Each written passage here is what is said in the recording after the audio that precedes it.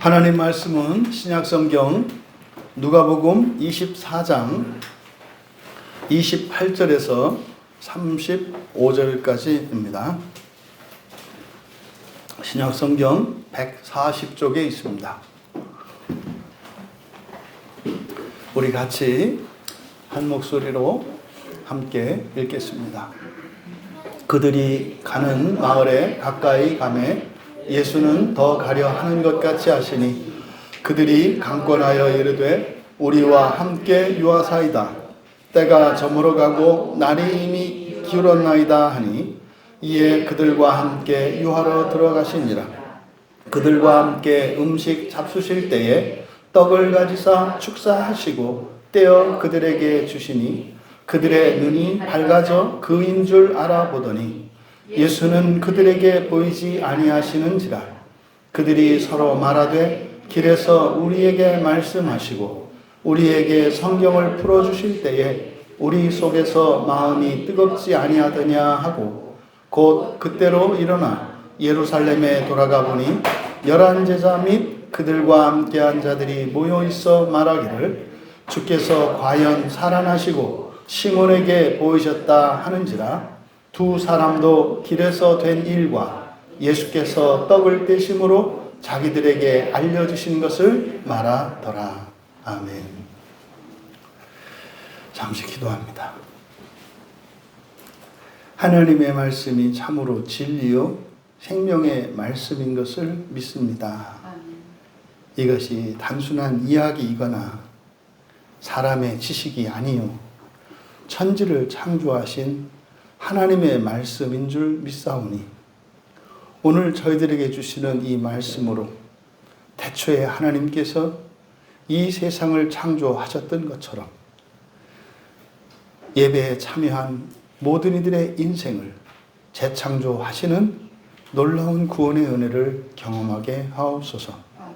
감사하며 예수님의 이름으로 기도하옵나이다. 거룩한 주일 예배에 참여하신 모든 분들을 환영하며 축복합니다. 하나님께서 참으로 말씀을 세상을 창조하셨던 것처럼 오늘 이 예배 가운데 주시는 하나님의 말씀으로 우리의 전 인생을 새롭게 창조하시는 일들이 우리 모두에게 경험되어질 수 있기를, 그래서 예수 그리스도를 전적으로 의지하고 살아가는 그 일이 그 무엇에도 방해받지 않고 그 어떤 일에도 흔들림 없는 확고한 신앙을 가질 수 있는 은혜의 기회가 되기를 주님의 이름으로 축복합니다. 떡을 떼어 나누실 때 일어난 일이라는 제목으로 말씀의 은혜를 나누고자 합니다. 본문의 말씀을 살펴보기 전에 지금 이 본문이 어떤 상황 속에서 일어나는 일인가 하는 것을 여러분들이 잊으시면 안 됩니다. 지금 우리가 살펴보고 있는 이 문맥은 예수님이 죽으셨습니다. 분명히 죽으셨습니다. 그래서 장사되셨고, 그런데 사흘째 되는 날 다시 살아나신 이후에 일어난 사건들을 말하는 겁니다. 그러니까 지금 여러분들이 이 말씀을 들을 때는 정말 여러분 가까이에 있는 누군가가 죽어서 장사를 치렀고 장례가 다 끝났단 말이죠. 그런데 그분이 살아서 돌아오신 거예요. 여러분 집으로. 돌아가셨던 분이 집으로 돌아오신 거예요. 그리고 죽었다가 살아난 그분에게 일어났던 일에 대한 이야기라는 것을 여러분들이 기억하고 계셔야 합니다. 지금 여기에 등장하는 예수님, 그리고 여기에 등장하는 이 제자들은 그걸 다 보았던 사람들이에요. 그런데 아직 예수님이 부활하신 것을 잘 알지 못하는, 믿지 못하는 그런 제자들에 대한 이야기다. 심지어 이 엠마오로 가는 이 두 제자라고 하는 것은 뭡니까? 오늘날로 말하면 이제는 기독교 신앙을 버린 거고요. 교회를 떠난 거예요. 예배 자리를 떠난 거예요. 이게 지금 이 두 제자입니다. 그들에게 예수님이 찾아오신 거예요. 하지만 그들이 예수님을 알아보지 못했어요. 있을 수가 없는 일이죠.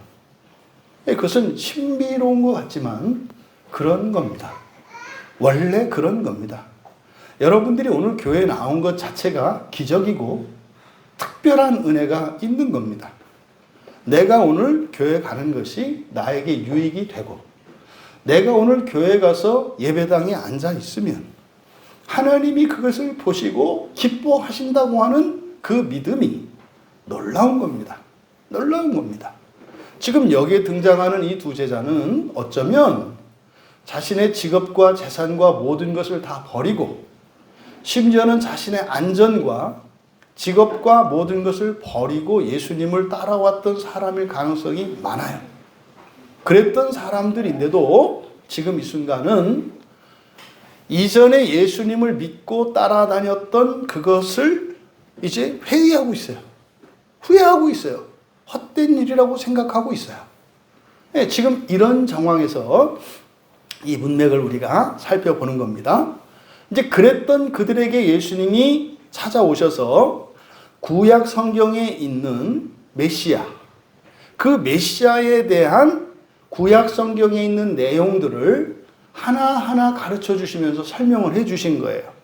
왜 그걸 설명을 하셨냐면 예수님이 메시아인 것을 믿었습니다.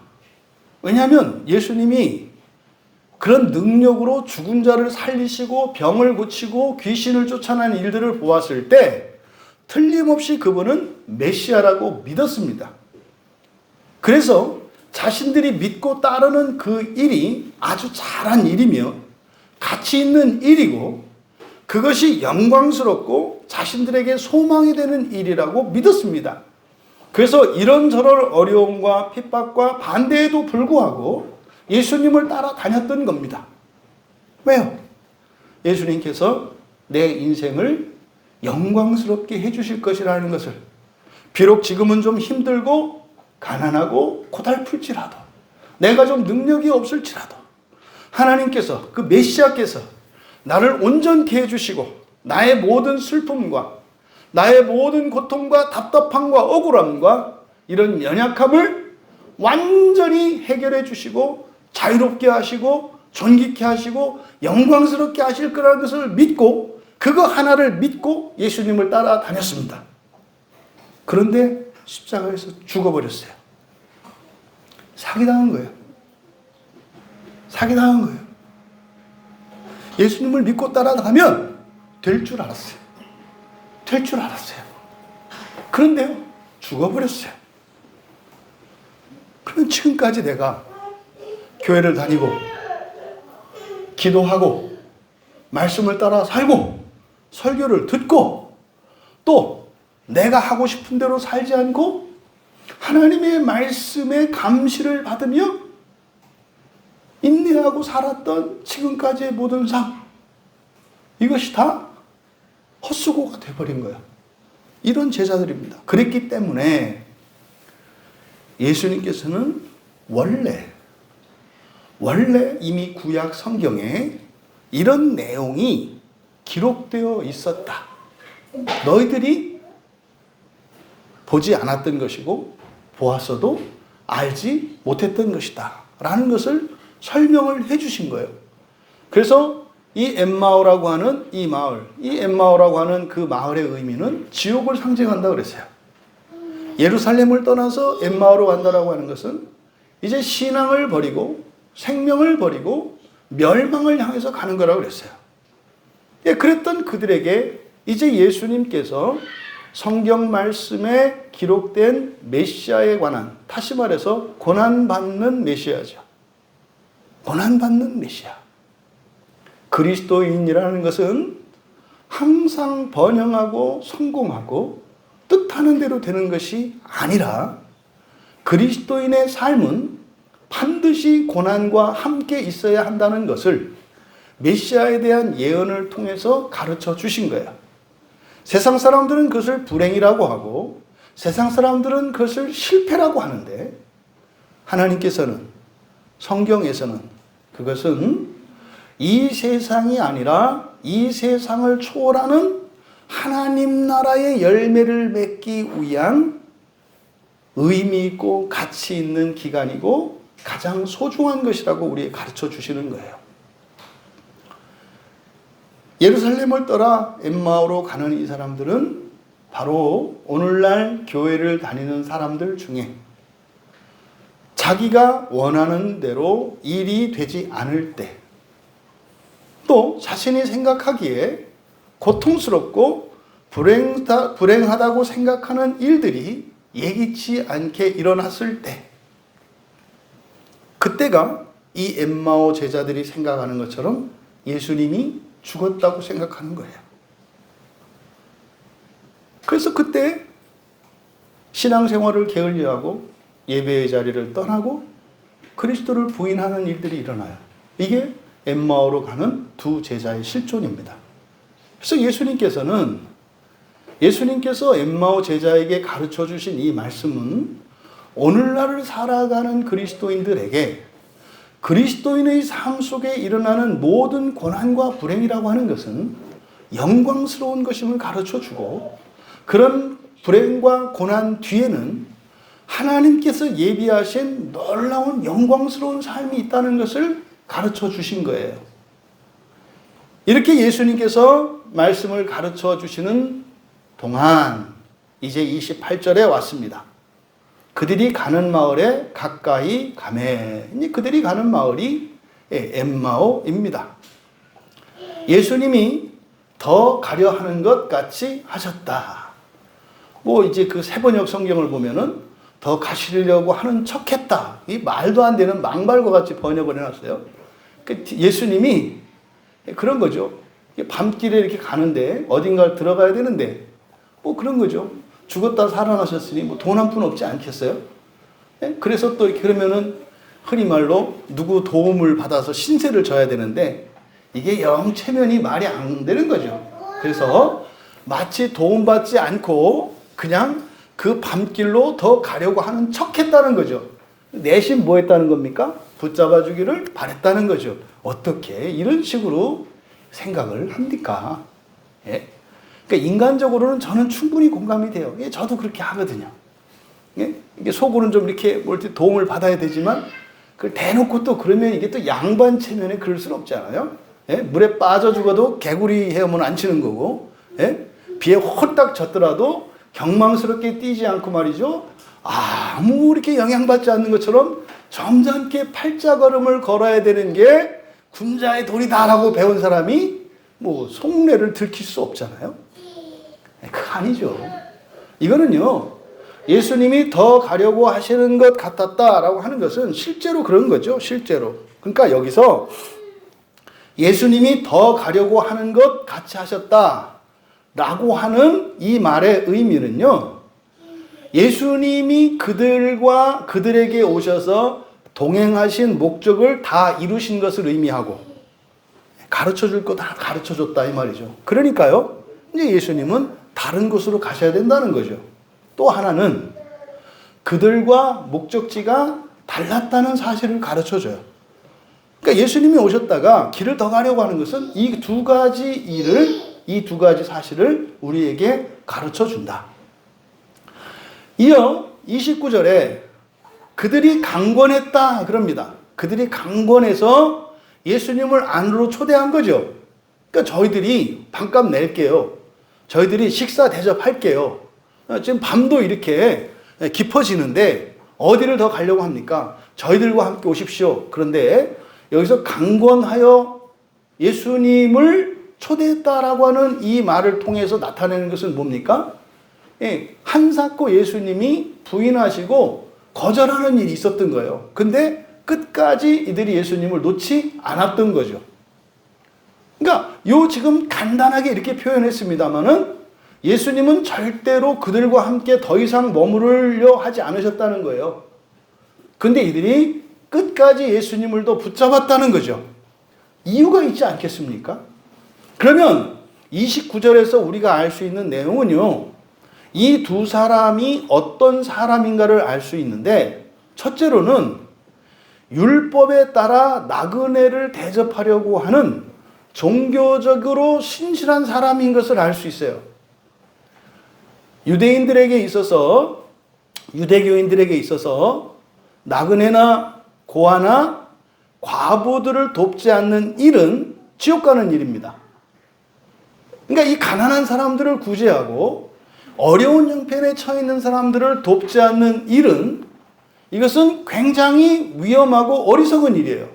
반대로 어려운 이들을 돕는 일은 굉장히 복되고 영광스러운 일이에요. 그러니까 지금 이들이 강권하는 목적이 바로 여기에 있다.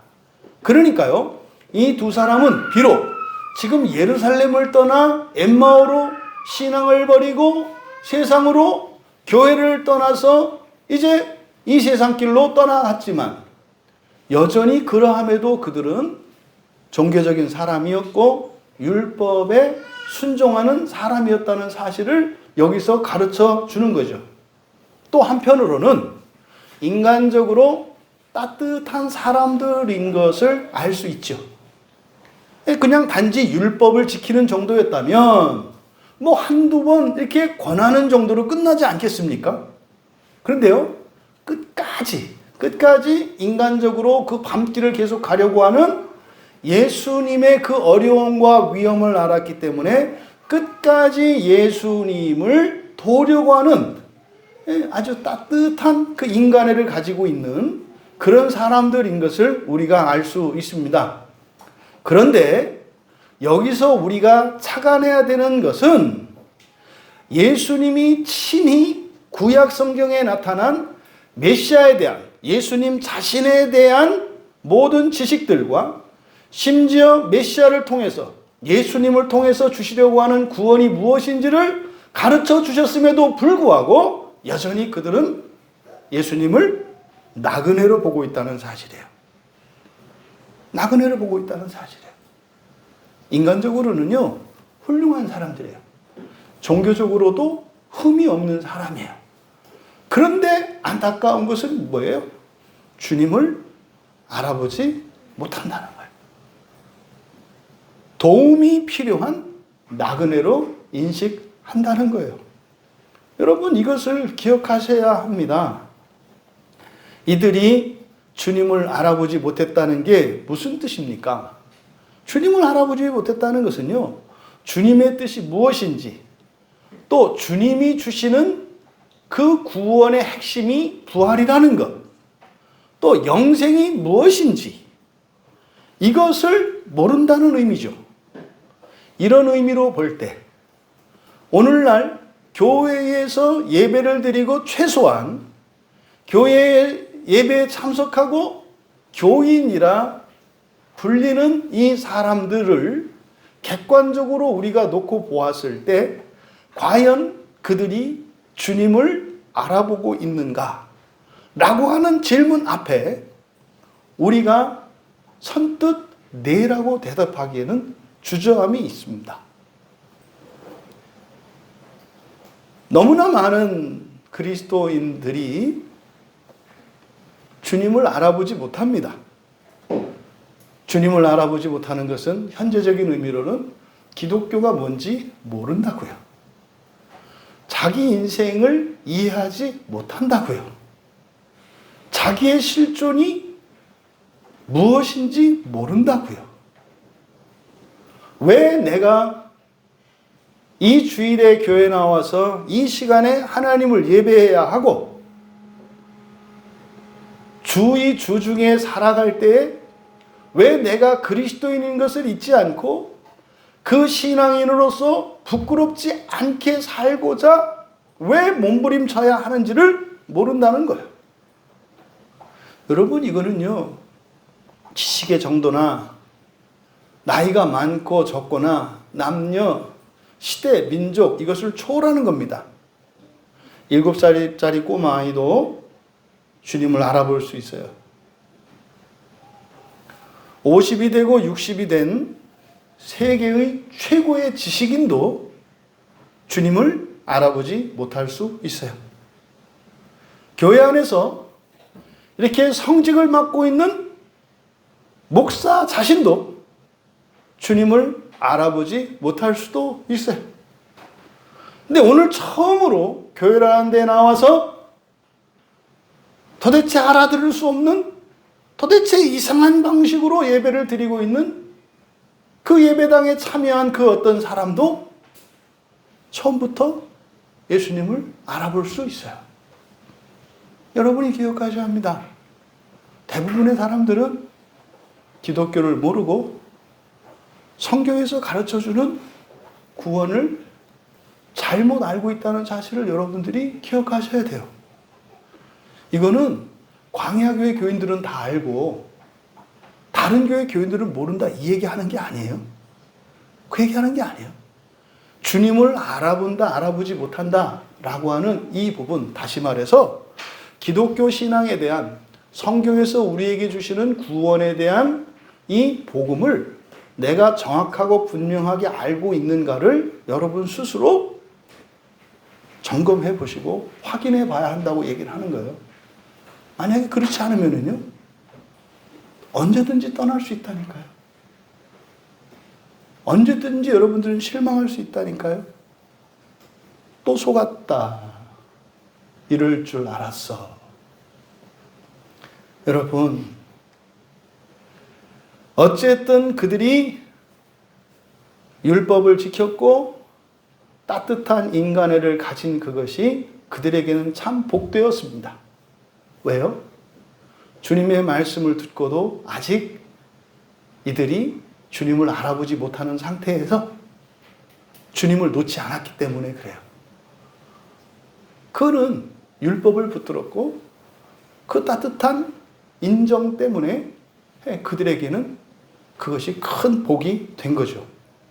그래서 이제 예수님께서 그들의 강권하는 초대에 이제 더 이상 마다할 수 없어서 29절의 끝에 함께 유하러 들어가셨다 그래요. 함께 유하러 들어가셨다. 30절은 번역을 좀 새롭게 해야 되는데 의미는 그대로 전달이 됐죠. 그들과 함께 음식 잡수실 때 떡을 가지사 축사하시고 떼어 그들에게 주셨다. 예, 이거는 이제 그때의 그 장면을 보도한 거예요. 하지만 이 30절은 누가가 특별한 의미를 부여하고 있는 절입니다. 이게 30절을 그대로 직역하면 이렇게 해야 돼요. 예수님이 그들과 함께 기대어 앉으시고 축복하신 빵을 들고 떼어 그들에게 나눠주실 때 그 일이 일어났다.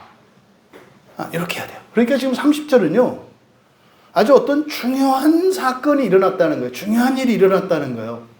그러면은 29절과 30절을 연결해 보면은요, 만약에 29절에 예수님께서 그냥 가시겠다고 할 때 한 번, 두 번, 세 번 초대했는데 예수님이 가시겠다 했을 때 그냥 떠나 보내드렸다면 30절의 일이 일어나지 않았다는 것을 말하는 거예요. 근데요, 횡재였다는 거죠. 그게 여러분 오늘 아침에 교회 오신 거예요. 오늘 아침에 이런저런 사정이 있었지만 교회 오신 거. 했더니 큰 일이, 아주 엄청난 일이 일어났다. 이게 지금 30절에서 말씀하고자 하는 거예요. 이 30절의 내용은요, 첫 번째로 성찬의 가치를 가르쳐줘요. 이제 다음 주가 성수주일이니까 성찬식이 있잖아요. 이 성찬의 가치가 무엇인지를 가르쳐 주는 거예요. 성찬의 핵심은 주님과 함께 식사하는 거거든요. 그때 식사를 함께 하는 동안, 그때 예수님께 들었고 이미 그들이 어렸을 적부터 배웠던 성경 말씀인데 그건 지식으로는 있죠. 근데 그것이 나의 것이 되지 않았어요. 그러니까 이걸 깨닫는다 그러죠. 지식은 있는데 내 것이 되는 것, 되지 못한 것, 아직 깨닫지 못한 상태예요. 그러니까 이 성찬식 때 주님이 축복하고 떡을 떼어 나눠주시는 장면은 성경에서 성찬식하고 흔히 말하는 오병이어의 기적 때 있었던 부분이거든요. 그러니까 오병이어의 기적이 의미하는 그 중요한 의미 중에 하나가 성찬의 의미예요. 성찬식 가운데 오병이어의 기적이 일어났던 그 일이 성찬식 가운데 일어나는 거예요.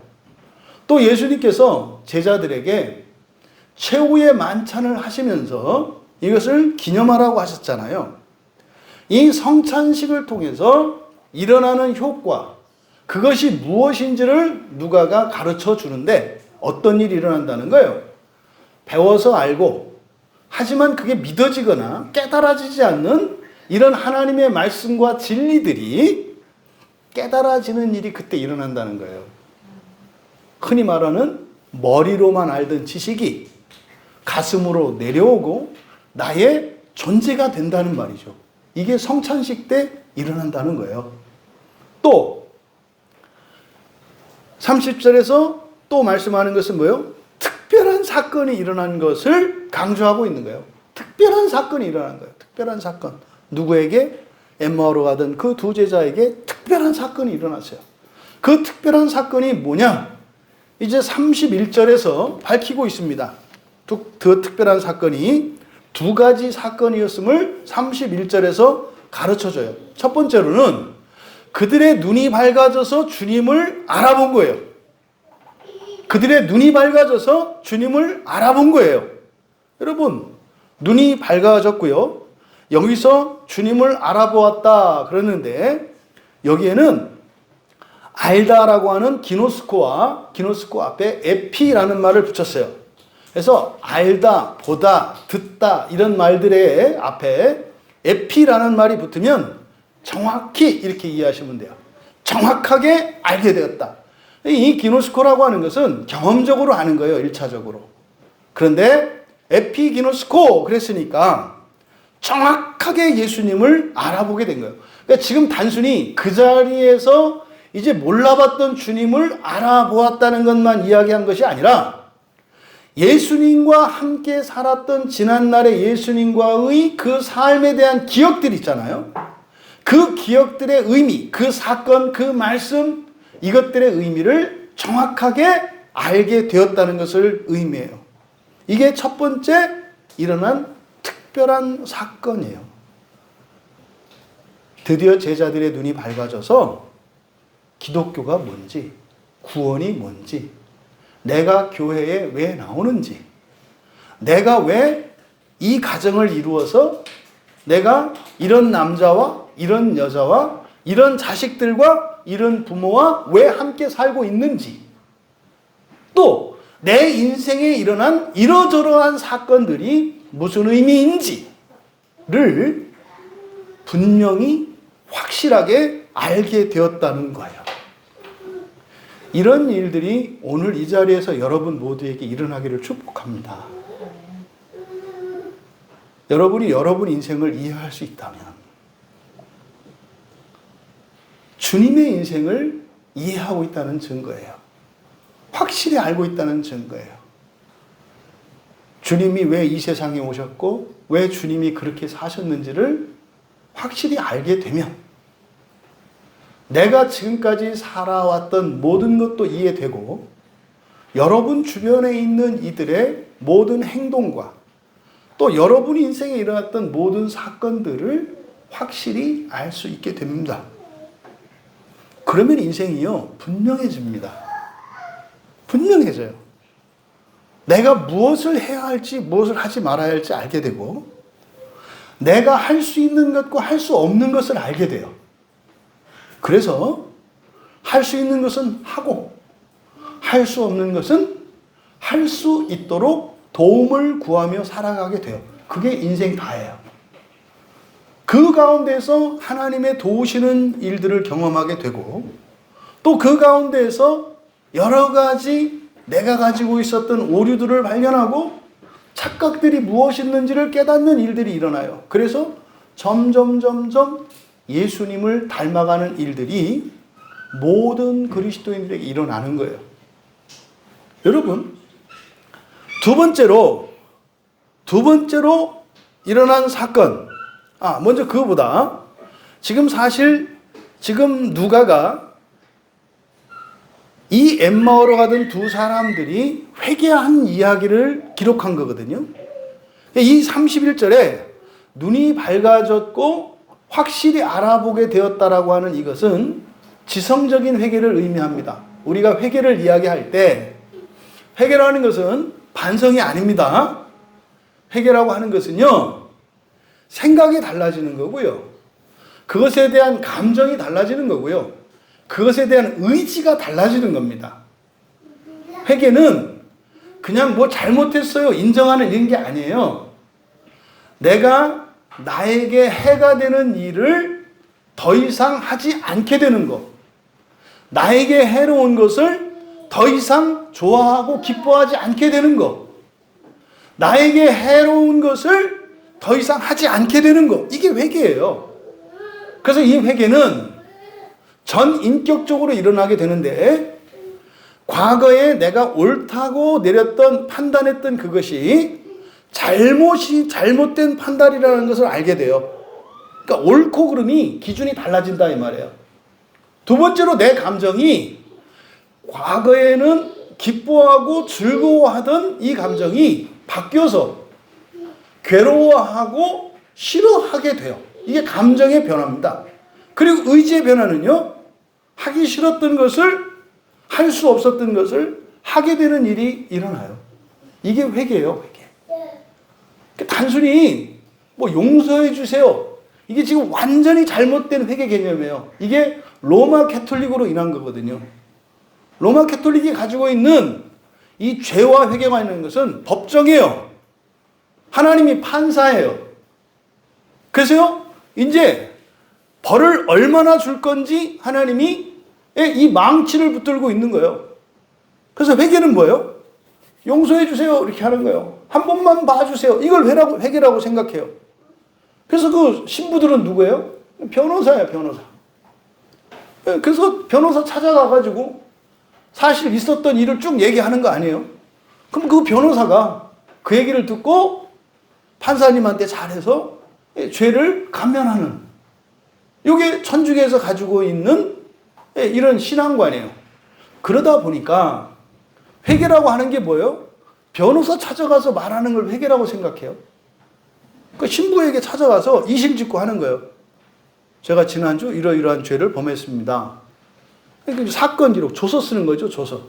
여러분, 회개는요, 존재의 변화를 말하는 거예요. 회개의 목적은 존재의 변화라고요. 회개는요, 다른 사람이 되는 걸 말해요. 완전히는 아니라도 그 사건, 개별적인 사건에 대해서는 다시는 반복하지 않을 지성적인, 정서적인, 의지적인 변화를 회개라고 하는 거예요. 근데 그 회개라는 게 어떻다? 지성적인 측면과 감성적인 측면과 의지적인 측면이 다 이루어져야 해요. 이거는 사람에 따라서는 달라요. 사람에 따라서.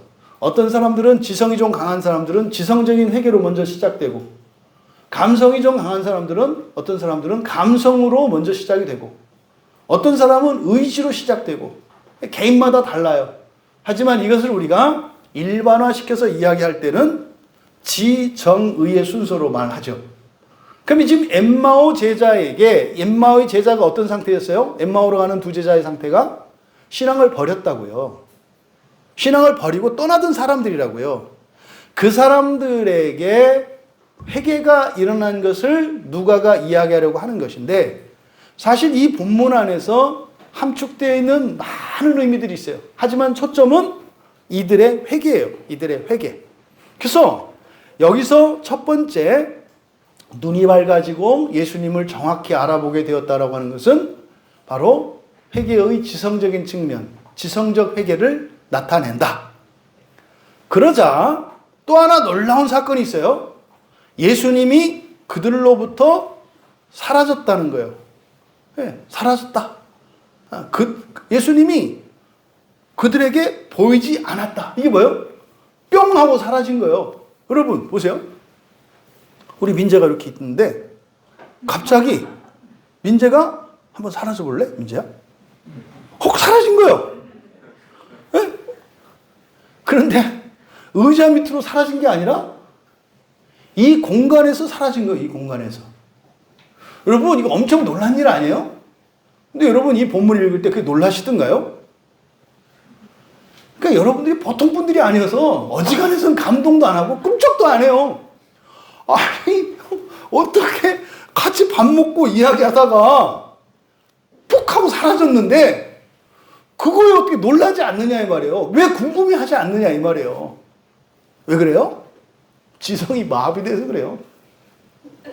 지성이 마음이 돼서 눈에 그런 일이 일어나는데 별로 이게 인식이 안 되는 거죠. 인식이.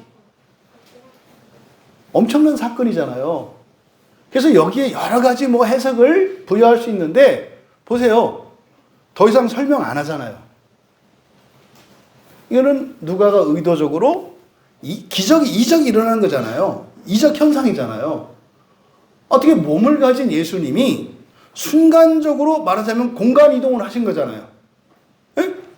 뭐 우주에 나가면 뭐 블랙홀 그 아공간이라는 게 있다잖아요. 여기로 훅 들어가면은 저쪽으로 탁 나왔더니 뭐 한 순식간에 시간이 뭐 한 4, 5분 지났는데 뭐 한 2,000km 바깥 멀리 떨어져 있는 곳에 간다는 거 아니에요. 이게 이제 과학적으로는 이거를 아공간이라 그래요. 아공간. 우주가 이렇게 공간이 접혀 있는 거죠. 여기서 제가 저기로 가는데 시간이 걸리잖아요. 근데 아공간이라고 하는 것은 여기가 저기 붙어 있는 거예요. 이렇게 공간이 휘어서 이렇게 붙어 있는 것을 아공간이라고 그래요. 그래서 이제 외계인들이 뭐 이제 우주 여행을 할 때 아공간을 이용한다고 하잖아요. 예? 뭐 100억 광년 떨어진 데서 여기 올 때 여기로 오는데 순식간에 오는 거예요. 왜요? 이렇게 접혀 있으니까. 뭐 어쨌든 예수님이 그렇게 하셨다는 거예요, 여러분. 이거를 이제 과학자들이 이게 아공간이다 해서 아인슈타인 같은 박사가 이제 그거를 설명하기 위해서 예수님이 그 자리에서 순식간에 사라졌다는 것은 공간 이동을 했다는 것인데 이것이 어떻게 가능한지를 과학적으로 증명한 거예요. 그래서 상대성 원리가 여기서 나오는 거 아닙니까? 이거 엄청나요. 어떤 사람은 이런 걸 보고 여기서 그냥 인류의 문명을 바꾸는 놀라운 과학적 이론들을 발견하는데 여러분은 어떻게 이런 노다지를 붙잡고 아무런 감흥도 없냐 이 말이에요. 하지만 누가는 그걸 어떻게 철저하게 침묵시켰어요. 하지만 얘기하지 않을 수 없는 거예요. 굉장히 놀라운 사건이 일어났다는 것을 얘기하지 않을 수 없는 거예요. 사실은 이게 우리들에게 의미하는 바는 뭐예요?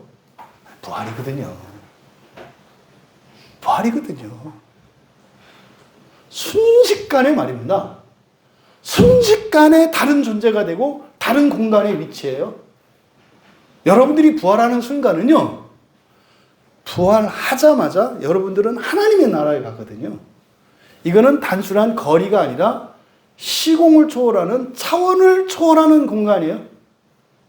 그러니까 예수님이 몸으로 나타나셨던 예수님이 사라졌다라고 하는 이것을 통해서 우리들은 그런 의미를 이해할 수 있죠. 하지만 지금 누가가 말하고자 하는 것은 지금 그 부분을 얘기하는 게 아니니까 오히려 자신이 말하고자 하는 바를 이게 흐릴 수 있어요. 그래서 침묵하고 있어요. 하지만 놀라운 사건이었다는 것을 기록한 거예요.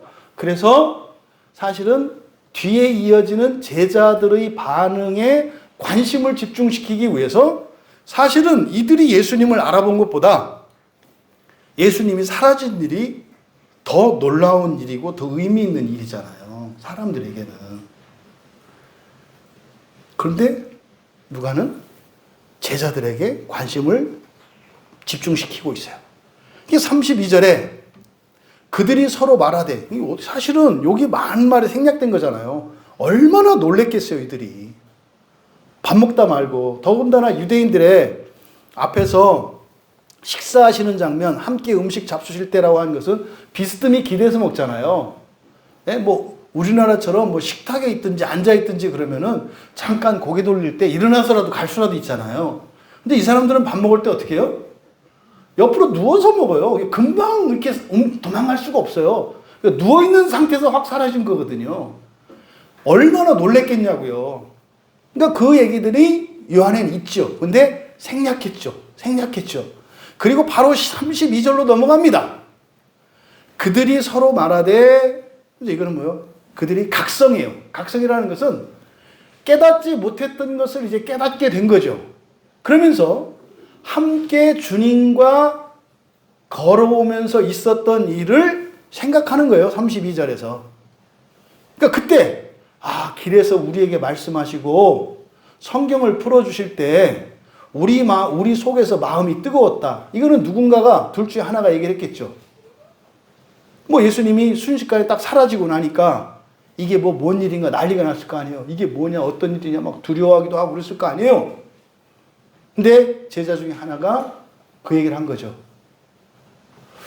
그러고 보니까 아까 올 때 그분이 예수님이셨는데, 그래서 예수님이 중간에 그 구약 성경 얘기를 해주시고 이렇게 할 때, 그때 나는 이 몸, 이 속에서 막 열이 나고 가슴이 뜨거워지고 이래서 내가 코로나 걸려서 열이 나는가, 뭐 이 생각을 했는데 지금 생각해 보니까 그게 아닌 것 같다. 그랬더니 이제 옆에 있는 또 한 친구가 그러는 거죠. 나도 그랬다. 나도 코로나 걸린 줄 알고 얘기 못 하고 있었다. 열이 자꾸 나서. 근데 그 열이 아니었구나. 요 얘기를 지금 32절에서 한 거죠. 이게 뭡니까? 마음이 뜨거웠다. 그러니까 지금 앞에서 지성적인 회개가 일어났잖아요. 예수님을 알아봤잖아요. 그랬더니 이들의 마음이 뜨거워지는 것은, 이 마음을 데피는 일은 우리의 인격성 가운데 뭐가 하는 일이에요? 우리의 감정이 하는 일이에요. 감정이. 여러분이 누군가를 극도로 미워하거나 극도로 그리워하면 아십니까? 여러분 체온이 막 올라가는 거. 여러분이 감정이 고양이 되면은요, 심장이 뛰고, 이 감정이 고양이 되면 에너지를 엄청 쓰거든요. 그러니까 어떻게 해요? 피를 빨리 돌려야 돼요.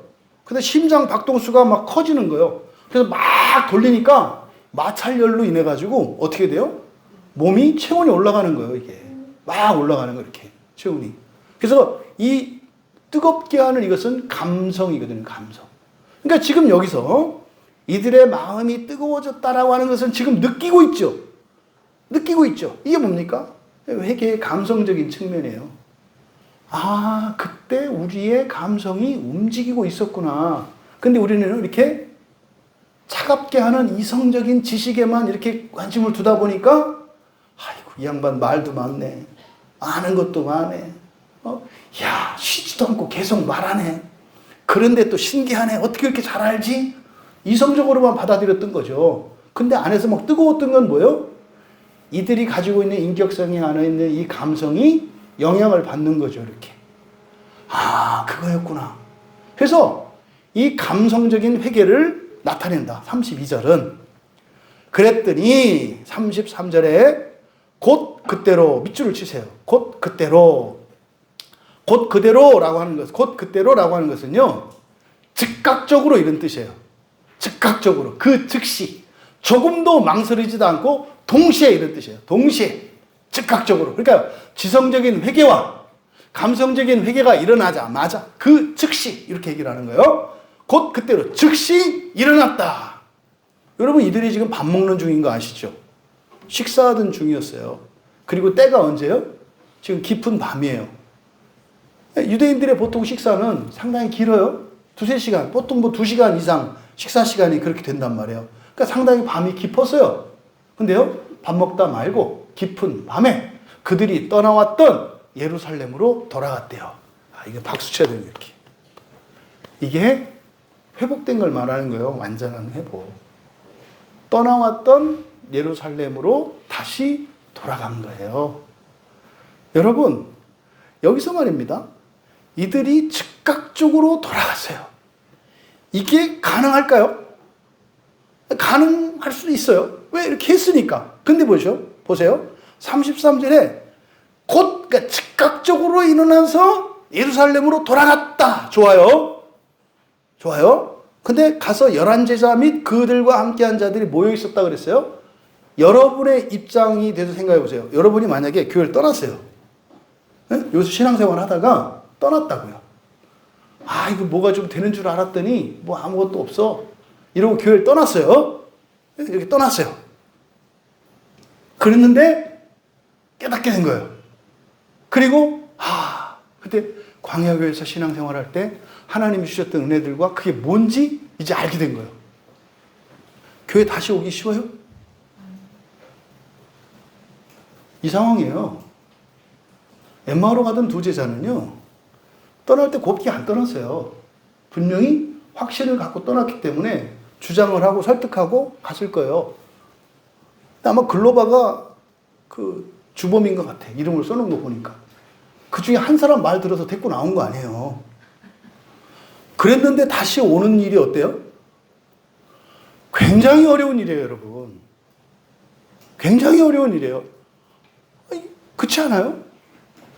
아니, 제가 헬스클럽을 등록을 해놓고 지금 이런저런 일로 몇 달 못 나가니까요. 창피해서 못 나가겠어요. 가서 알아볼까봐.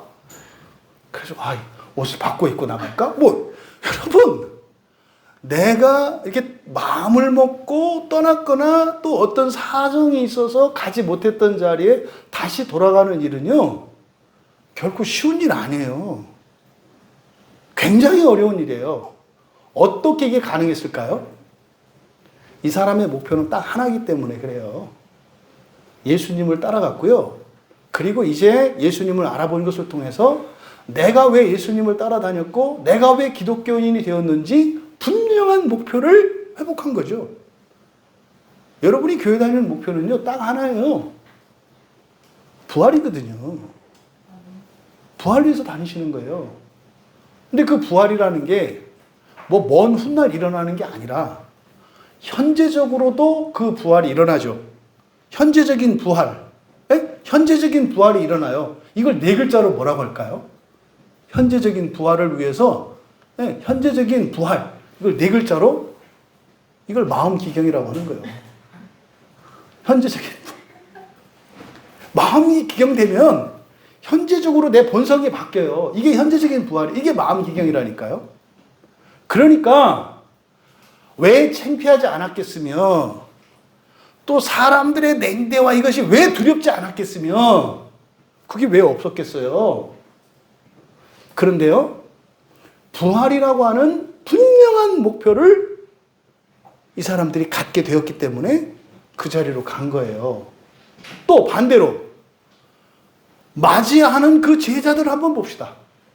11제자와 및 그들과 함께한 자들이에요. 이 두 사람이 어떻게 하고 떠난지 생생하잖아요. 얼마 안 됐어요. 아침나절에 그러고 떠났거든요. 그런데 돌아왔잖아요. 그때 이 두 사람을 어떻게 맞이했을까 생각해 보라는 거예요. 사람들이 어떻게 맞이했을까? 만약에 이 둘이 돌아왔을 때 냉담하게 하거나 오히려 그를 모욕하거나 조롱했더라면 두 사람이 그 자리에 다시 올 수 있었겠느냐 이 말이에요. 근데 뒤 이어지는 내용을 보면은요, 말을 해요. 같이 뒤에 35절에 가면 말했다 그러잖아요. 그리고 34절에서도 말했다 그러잖아요. 그러니까요, 아무 일이 없었던 것처럼 다시 돌아갔고, 아무 일이 없었던 것처럼 맞아들였고, 늘 같이 있었던 것처럼 이들이 서로 대하고 있는 것을 봐요. 이게 교회예요. 이게 교회예요. 여기서 우리들이 이런 거구나. 근데 어떻게 이게 가능해요? 분명한 목표의식을 가지고 있기 때문에 가능한 거예요. 여러분이 명의하고 막 다퉜어요. 다음에 안 가요? 가잖아요. 문경 사과즙이라도 하나 들고 가서 지난번에 죄송했다고. 왜요? 병 고칠 수 있는 게 이분밖에 없으니까. 왜 교회에 사람들이 모여요? 부활 때문에 모이는 거예요. 부활 때문에 모이는 거예요. 그거 이외에 다른 목적을 갖고 모이면은요, 반드시 엠마오로 가게 돼 있어요. 반드시. 그러니까 이렇게 엠마오로 가게 되어 있는 사람들, 그러니까 조건이죠. 이래야 예수 믿고, 이래야 예수 믿고, 이래야 교회 가고, 이래야 뭐요. 이런 조건들 있잖아요. 이게 여러분들 불행의 씨앗인 거 아십니까? 이거 안 하면 예수 안 믿겠다는 거 아니에요. 마귀가 당연히 그거 안 되게 하죠. 내가 병들면, 병 안 고쳐지면 예수 안 믿을 거야. 당연히 그럼 병 안 고쳐지게 만들죠. 내가 망하면 절대로 예수 안 믿을 거야. 그럼 망하게 만들죠. 지혜로운 여러분, 나는 엄청 부자가 되면 예수 안 믿을 거야.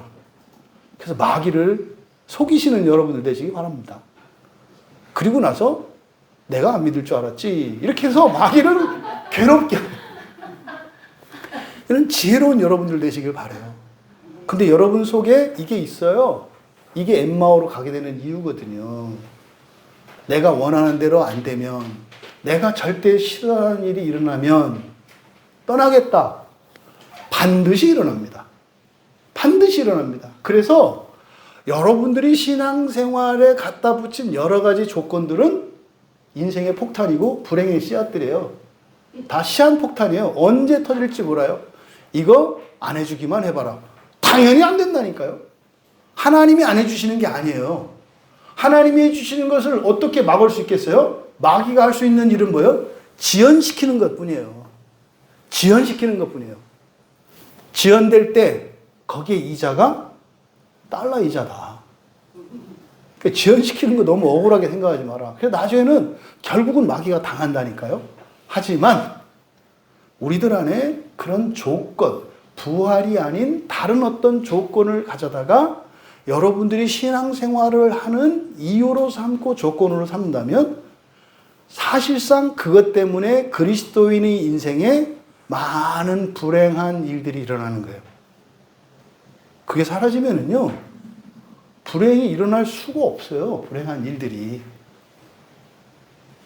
이것을 깨달을 수 있는 여러분들 되시기 바랍니다. 그들이 돌아왔어요. 그랬더니 제자들이 모여 있어요.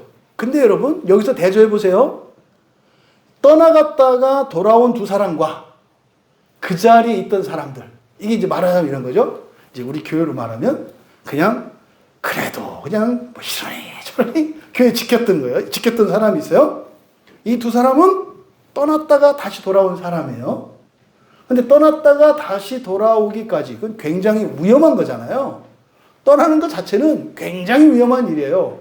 하지만 이 두 사람의 경우에는 예수님이 찾아가셔서 회개할 수 있도록 도와주셨잖아요. 회개하고 돌아왔잖아요.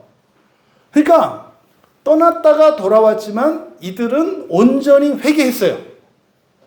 그런데 11제자와 거기에 함께 있던 사람들, 그 자리에 있는 사람들은 어떤 사람들이에요? 여인들이 예수님이 살아나셨다라고 하는 부활에 대해서 이야기했을 때 우습게 알고 믿지 않았던 사람들이에요. 근데 이 사람들은 회개가 했어요? 안 했어요? 안 했어요. 예, 안 했어요. 다만 이들은요, 자리를 지키고 있었어요. 그게 또 복되다. 그게 또 복되다. 그럼 떠났던 그들을 회개시켜서 돌아오게 하셨다면 지금 남아있는 그 사람들을 주님이 어떻게 하실 건지 우리가 예측이 가능한 거예요. 아, 이 사람들도 이렇게 하시겠구나. 이거 예상할 수 있잖아요. 그런데 이들이 모여서 하는 얘기 34절에 주께서 과연 살아나시고 시몬에게 보이셨다 말하고 있었다 그래요. 카드라 통신이에요. 카드라 통신. 그러니까요, 베드로가, 그러니까 예수님이 베드로를 만나 주신 거예요. 바울 사도도 고린도전서 15장에서 이 사건을 거론한다고요.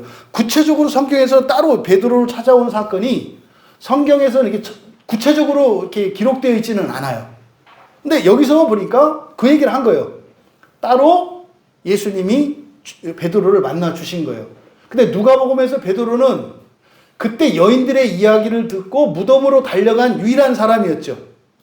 근데 무덤으로 가서도 들어가진 못했죠.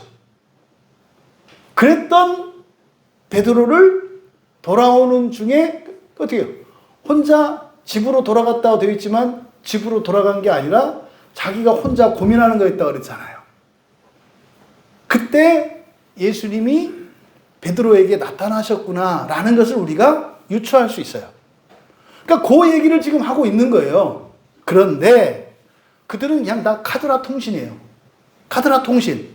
예, 과연 살아나시고 시몬에게 보이셨다. 그러니까요, 시몬이 봤다는 거죠. 시몬이. 여인들은 예수님을 못 봤어요. 천사들에게 들었고 예수님이 하셨던 말씀을 통해서 믿음이 회복됐잖아요, 여인들은. 그러니까 살아난 예수님을 직접 보진 못했어요. 천사만 봤지. 근데 베드로는 살아난 예수님을 직접 봤죠. 그 얘기를 베드로가 돌아와서 이들에게 했다는 것을 알 수 있어요. 그런데 아직 그들이 그것을 믿지는 않아요. 그냥 카더라 통신이에요.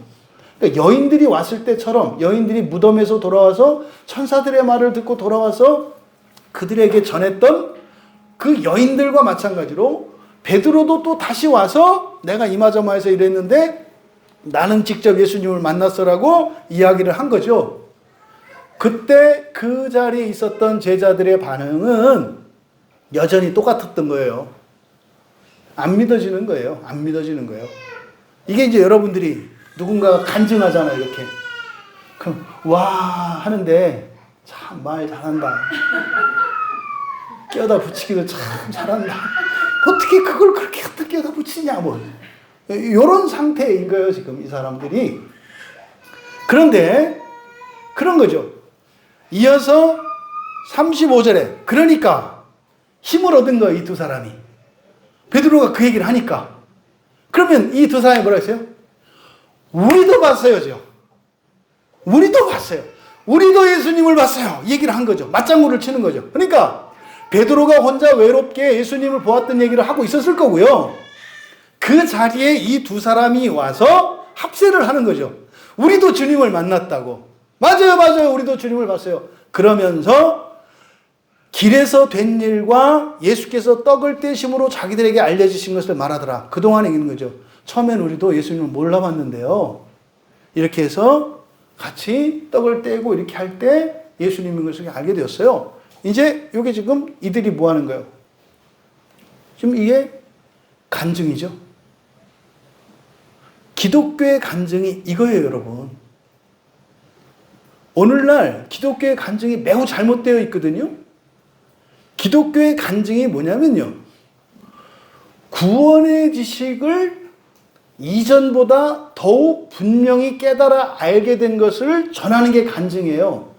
간증의 내용이 무엇이어야 한다고요? 복음 진리여야 한다고요. 복음 진리, 간증이라는 게. 근데 이 간증은 들어서 알고 있는 것이 아니라 들어서 알고 있던 것을 에피그노시스, 확실하게 분명히 알게 되어서 그것이 자기의 것이 되어서 이야기하게 되는 게 간증이에요. 그러니까 말입니다. 자기의 삶에 일어난 변화가 간증이 아니에요. 그건 깐죽이지. 제가 어려웠는데요. 부자가 되었어요. 제가 옛날엔 이런 사람이었는데요. 지금은 이렇게 새로운 사람이 되었어요. 그래서 뭘 알게 됐는데? 아니, 내가 새로워졌다니까요? 그러니까 네가 또 망가질 수도 있다는 얘기잖아. 너는 믿을 수 없는 사람이라는 거지. 이랬다 저랬다 좋아졌다 나빠졌다 할 수 있는 사람이라는 거잖아. 그잖아요. 여러분, 좋아질 수 있으면 나빠질 수도 있는 거예요. 이걸 잊으시면 안 돼요. 그러면요, 간증이 언제는 교회 와서 제가 예수를 믿었더니 말입니다. 복을 받고 말이죠. 너무 인생이 좋았어요. 그러다가 이제 나중에 가서 어떻게 해요? 교회는 가짜다. 지금 유튜브에 떠돌아다니는 많은 사람들 중에 옛날에 나도 집사였는데 하는, 그러면서 다 가짜라고 이야기하는, 그거 교회가 가르친 거예요. 옛날에 교회 다닐 때 그걸 간증이라고 했잖아요. 그냥 돈 한 푼 없이 살다가 예수를 믿어서 부자가 됐다고 나와서 그거 간증시켰잖아요. 나와서 간증하라고. 제가 사실은 가난했고 제가 너무나 불행한 인생이었는데 그때는 제가 절에 다니고 있었거든요. 그런데 우리 아랫집에 사는 어떤 그 집사님이 맨날 찾아와서 맨날 웃고 떡 갖다 주고 뭐 사과 하나 갖다 주고 뭐 이렇게 해서 그냥 따라 나왔거든요. 그랬더니 막 너무 좋은 일이 생기고 말이에요. 시댁하고도 사이가 좋아지고 형제간도 우애가 좋아지고 이렇게 된 거예요. 지금은요, 너무너무 행복한 거예요. 그래서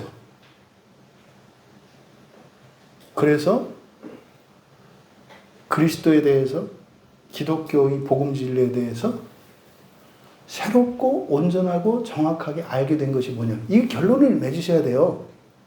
이게 중요한 거예요. 이게 간증이에요. 요 이야기를 하려고 삶의 변화를 말하는 거잖아요. 삶의 변화를 통해서 내가 더욱 분명히 알게 된 그리스도에 대한 지식, 이것이 간증의 핵심이라니까요. 그러면은요, 환경이 바뀌어도 간증은 동일하죠. 옛날엔 제가 엄청 잘 살았는데요, 지금 망했어요. 두 사람의 간증이 같아요. 한 사람은 잘 살다 망했고, 한 사람은 망했다가 번성하게 되었는데, 정반대 얘기잖아요. 여러분들은 망했다가 잘 산 사람의 얘기를 듣고 싶어요? 잘 살다가 망한 사람의 얘기를 듣고 싶어요? 대답하지 마세요. 대답하지. 그 대답을 듣고 싶지가 않아요. 그럼 여러분 뭐라고 대답하셔야 되는 거예요? 아, 목사님, 간증은 똑같은 거 아니에요? 이렇게 나오셔야 되는 거죠. 똑같은 얘기를 하는 거예요. 어떤 사람은 망해서 그리스도를 알게 되고, 어떤 사람은 흥해서 그리스도를 알게 되고, 그러니까 간증이 같은 거죠. 모든 사람의 간증은 다 같은 거예요. 왜? 그리스도를 드러내는 것이기 때문에. 그러니까 지금 이 사람들이 길에서 된 일, 떡을 떼심을 이런 모든 일들. 그러니까 보세요. 우리 같으면 사라진 일부터 얘기하지 않겠어요? 예수님이 뿅 하고 사라졌어. 그 얘기 하다 말지 않겠어요? 그래서 사라졌다고. 그래서 아니 사라졌다니까. 얼마나 우리들이 잘못된 신앙관을 갖고 있는지를 알게 돼요. 그래서 여러분, 일어나죠. 우리 본성이 변하면 반드시 환경이 바뀐다니까요. 그건 일어나요. 근데 그거는 그냥 너무나 당연한 거예요. 근데 당연한 게 안 일어나니까 누가 좀 이렇게 환경이 바뀌면 그게 대단한 것처럼 막 얘기를 하잖아요.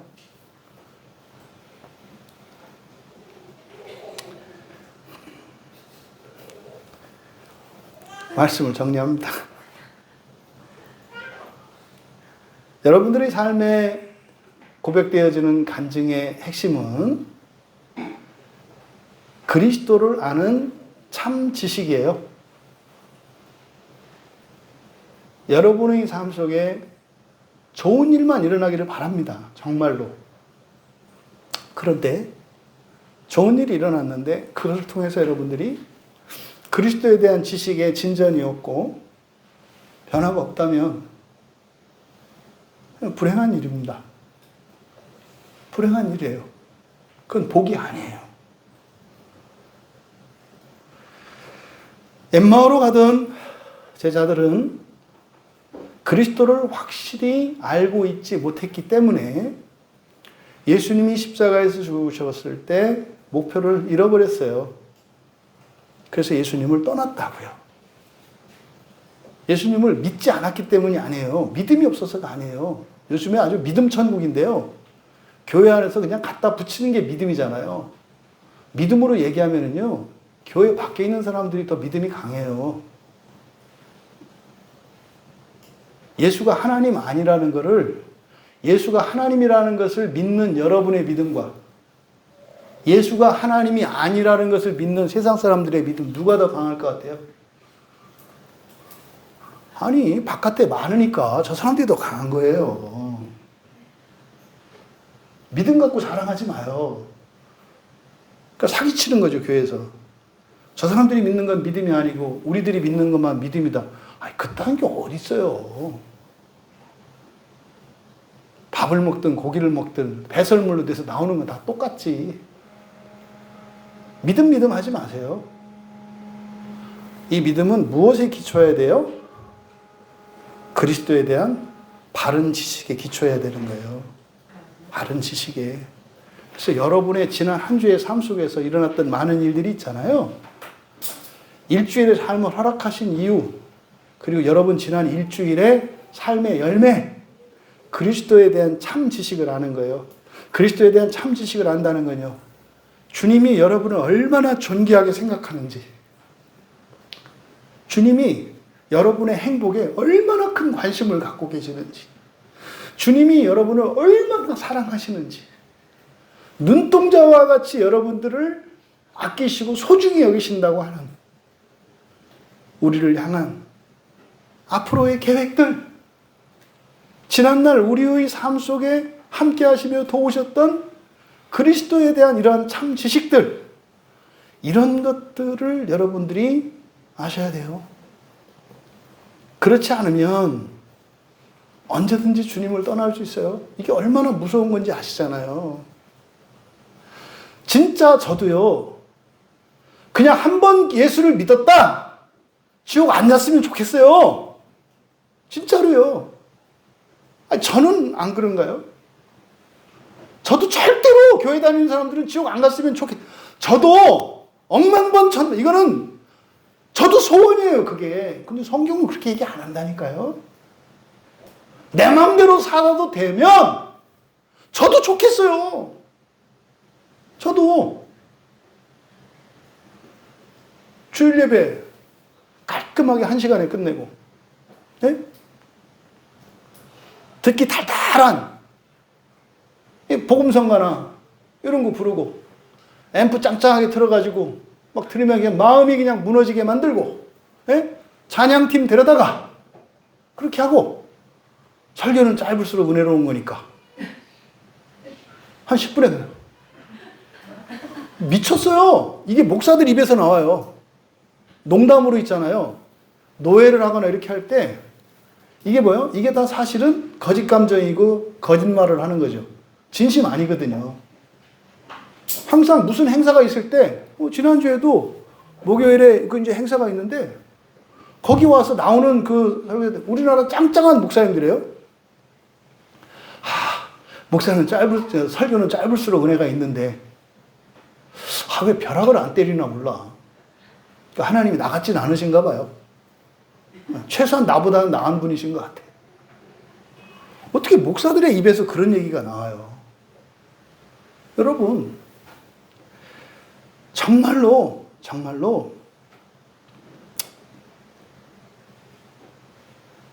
확실히 분명히 좀 알았으면 좋겠어요.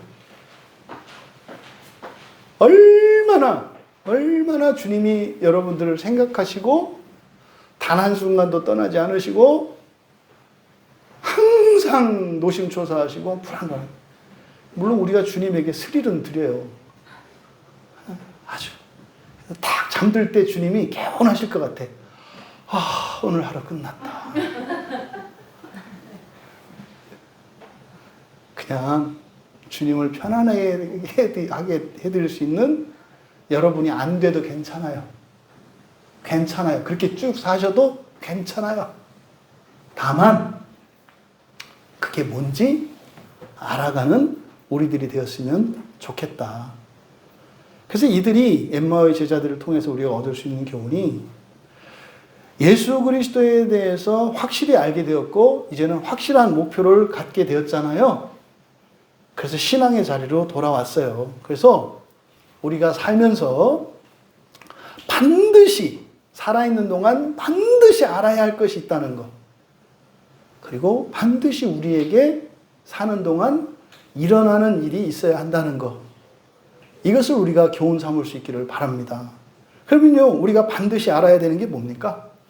예수님이 어떤 분이신지, 무엇을 위해서 이 땅에 오셨는지, 그리고 어떤 일을 하셨는지, 그리고 지금은 어디서 뭘 하고 계시는지, 그리고 그분이 나에 대한 어떤 기대를 갖고 있는지, 지금 이전까지 주님이 나에게 어떤 일을 행하셨는지, 이것을 우리가 분명히 알아야 합니다. 언제? 살아있는 동안. 살아있는 동안. 제가 단언코 얘기합니다. 현재 그리스도인이라고 자처하는 사람들, 성경을 처음부터 끝까지 한 번도 통독을 해본 적이 없다. 100% 지옥입니다. 100% 지옥이에요. 여러분이 눈이 없거나 귀가 먹었거나 여러분이 누군가로부터도 복음을 들을 기회가 없는 그런 곳에 살았던 사람을 말하는 게 아니에요. 제가 말한 건 누굴 말하는 거예요? 교인을 말하는 거예요. 그리스도인. 자칭 그리스도인이라고 하는 사람들, 어렸을 때가 됐든 어른이 됐든 뭐가 됐든 교회에 다녀본 사람들을 말하는 거예요. 그런 사람들 중에 성경을 처음부터 끝까지 한 번도 용감하게 안 읽었다. 지옥 가기로 작정한 거예요. 성경 읽는 일을 여러분들이 마음대로 해도 된다고 생각하지 마세요. 뭐 성경 안 읽으면 지옥 가고 읽으면 이 얘기 아닌 거 아시죠? 그렇게 오해하시면 안 돼요. 야, 광야교회 목사가 그러는데 저거 이단이야? 왜? 성경을 처음부터 끝까지 안 읽으면 지옥 간대. 아니, 구원은 믿음으로 받는 거지 성경을 읽어서 가는 거야? 머리만 커서 그래. 어떻게 그리스도를 정확하게 바로 알고자 하는 마음과 실천이 없는 사람이 그냥 부활할 수 있다고 착각하세요? 아니, 여러분, 맛있는 밥을 먹으려고 해도 제대로 된 쌀을 사야 되고 제대로 쌀을 씻어야 되고 제대로 조리법을 따라서 마지막 뜸까지 드려야 되는 거 아니에요? 아니, 하다못해 밥 한 끼니도 반드시 해야 되는 것들이 있는데 부활을 날로 먹을 수 있다고 생각해요? 그러니까 부활이 무슨 계란 껍질 깨는 건 줄 알아? 잊지 마세요. 여러분 가운데 성경을 한 번도 처음부터 끝까지 읽어본 적이 없어. 아, 나는 확실히 지옥 가는구나 아시면 돼요. 저는 확신할 수 있어요. 애매하게 믿음 있다는 얘기 하지 마요. 이 세상에 믿음 없는 사람은 없어요. 다 있다니까요. 다 있어요. 믿음 없는 사람은 없어요. 근데요, 부활에 대한 믿음을 얘기하는 거죠. 부활에 대한 믿음을 가지고 있는 사람은요, 성경에 손이 가는 거예요. 네? 설사 처음부터 끝까지 못 읽어도 좋아. 최소한 처음부터 끝까지 읽겠다는 마음과 그 실천이 있으면 돼요. 응? 그랬더니 또 그것도 위로 삼고, 그래, 또 이러지 말고 제발. 기준, 한 번은 무조건 읽어야 된다. 지옥에 있는 사람들에게 물어봤을 때 공통점 중에 하나예요. 이 사람들은 단 한 번도 성경을 처음부터 끝까지 읽어본 적이 없는 사람이에요. 머리만 크고 허풍만 들어가지고 성경의 1/1000도 모르면서 지가 아는 게 단 줄 알아. 이 사람들의 특징이 그래요. 설교를 들으면 지가 판단해. 지가 성경을 얼마나 읽었다고. 이게 뭐예요? 죄의 특징이 뭐라고 그랬습니까? 무모함과 광기라 그랬죠. 아니, 아는 게 없으면 겸손하게 배우려는 자세라도 있어야지. 성경도 안 읽고 아는 것도 없으면서 어떻게 입맛 따라 그것을 들으려고 해요? 잊지 마세요, 여러분. 반드시 살아있는 동안 예수 그리스도에 관한 지식을 알아야 합니다. 예수 그리스도에 대한 지식이 뭐예요? 성경이에요, 성경. 성경. 그랬을 때 그것을 통해서 여러분을 향한 하나님의 마음이 무엇인지 알게 돼요. 두 번째로, 그렇다면 반드시 알아야 할 것 두 번째. 내가 예수님을 믿고 살아오는 동안 나에게 어떤 일들이 일어났는지, 이때 일어난 일이라는 것은 뭐예요? 주님께서 행하신 일이에요. 주님께서 내게 행하신 일들이 무엇인지를 분명히 아셔야 해요. 그래서 내가 지금 어디로 가고 있는지,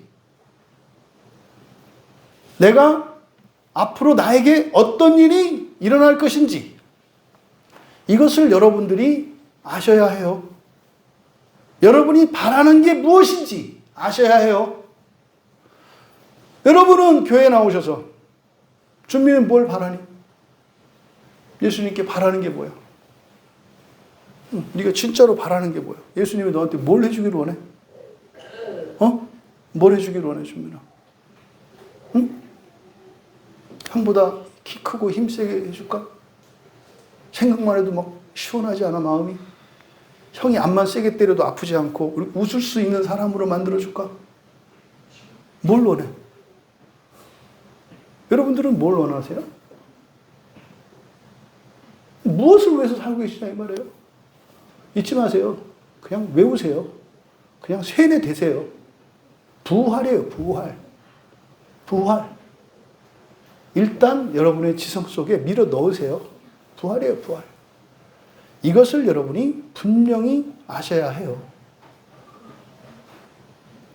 여러분이 예수를 믿고 살아온 동안 여러분에게 일어난 일, 그리고 여러분이 무엇을 위해서 살고 있는지, 여러분이 바라는 것이 무엇인지를 알아야 해요. 끝으로 알아야 할 것 세 번째로, 지금 여러분이 즉시 죽는다면, 여러분이 어디에 거할 것인가를 분명히 아셔야 돼요. 중간 없어요. 중간 없어요. 지옥인지 낙원인지 분명히 이렇게 한쪽 다리만 걸치고 그런 거 없어요. 기간이 길고 짧은 차이지 반은 이쪽에 있고 반은 이건 더 괴로워요. 여러분이 지금 당장 죽으면 어디에 있는지 아셔야 돼요. 이 질문을 듣고 헷갈리시는 분들, 겁나는 분들, 이게 무슨 말인지 모르겠고 마음이 덤덤한 분들, 여러분의 영혼은 지금 죽어 있는 상태예요. 이 말을 하는데도 이게 아무런 감동이 되지 않아. 아무런 느낌이 없어. 여러분의 영혼은 죽어 있는 상태예요. 잊지 마세요. 굉장히 위험한 상황이라는 걸 아셔야 돼요. 지금 내가 죽는다면 나에게 내려진 심판이 무엇인지를 분명히 알아야 한다. 그래서 분명히 알아야 할 것, 요 세 가지. 그리고 우리들에게 반드시 일어나야 되는 일, 그게 뭐냐면 여러분들이 부활을 목표로 삼는 일이에요. 부활을 목표로 삼는 일.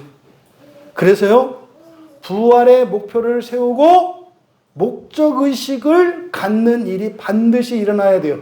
그래서 단 하루도, 단 한순간도 목적의식 없이 그냥 살아가는 일들이 중단되어 가야 해요. 이게 반드시 여러분들에게 일어나셔야 돼요.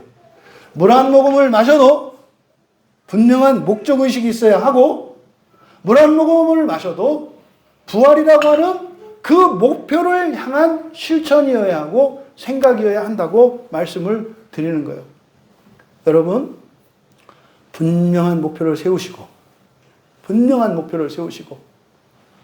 이건 종말에뿐만이 아니에요. 여러분이 일상생활에서도 마찬가지예요. 개인적으로, 가정적으로, 사회적으로, 교회적으로, 현재와 과거와 미래에 대해서 분명한 목표를 세우세요. 그리고 그것을 위해서 도전하고 실천하세요. 그리고 그것을 하기 위해서는 여러분들이 지금까지 해왔던 일들을 그만둬야 할 수 있는 거예요. 여러분이 하던 일들을 그만둬야 새로운 일을 할 수 있지, 하던 대로 살면서 새로운 일을 할 수는 없다는 걸 잊으시면 안 돼요. 그래서 순차적으로 여러분들이 버려야 할 것들을 정리하셔야 돼요. 버려야 할 것들을 정리하셔야 돼요.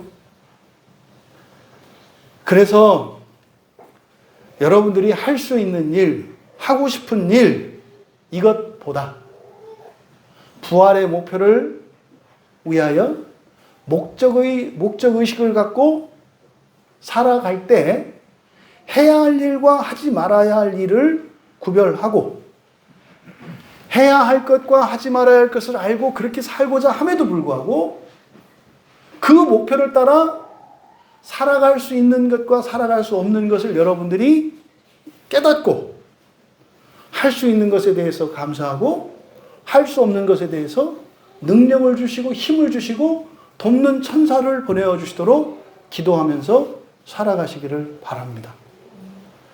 이 엠마오로 가던 두 제자에 대한 누가의 보도는 오늘날 분명한 목표의식과 목표와 목적의식 없이 그저 형식적인 신앙생활에 살아가며 이렇게 지루해하고 타성에 젖은 형식적인 신앙에 빠져 있어서 생생한 구원의 감격과 그 구원의 은혜를 알지 못하는 마치 죽어버린 영혼과 같이 무감각한 신자들에게 주시는 소망의 말씀인 것을 기억하시기 바랍니다.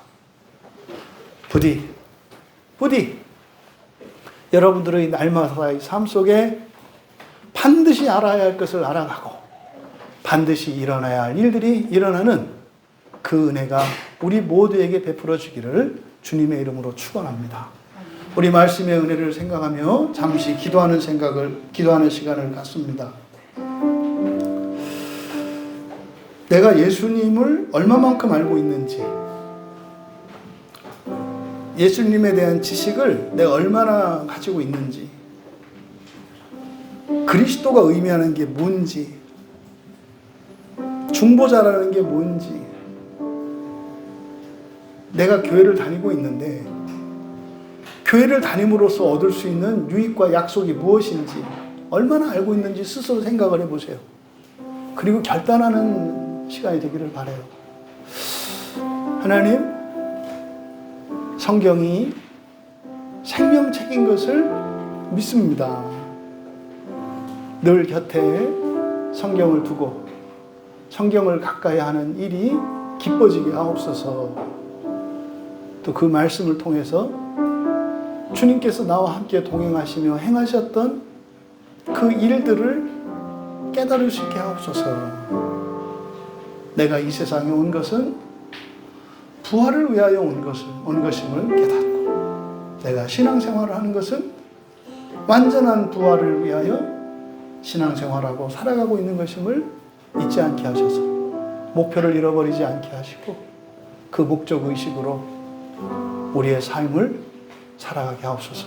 우리 같이 기도합니다.